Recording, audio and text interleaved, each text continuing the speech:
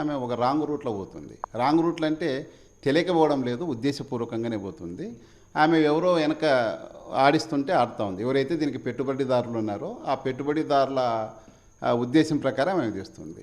ఆ పెట్టుబడిదారుల ఉద్దేశం ఏమంటే దీన్ని 2029 ఎలక్షన్స్ వరకు లాగి బాబాయి గొడ్డలని వచ్చేసి పెట్టాలి. నేను ఇంతకుముందు కూడా చెప్పా, ఇది 100 కోట్ల నుంచి 200 కోట్ల బడ్జెట్తో చేసిన ప్రాజెక్ట్ ఇది, బాబాయి గొడ్డలి ప్రాజెక్టు. దాన్ని కంటిన్యూ చేసేది ఇది.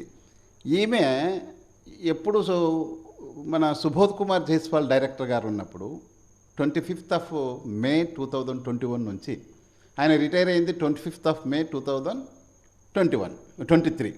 జస్ట్ దాని తర్వాతనే మన ఎంపీ అవినాష్ రెడ్డి గారికి బెయిల్ రావడం జరిగింది 30th అదే నెల.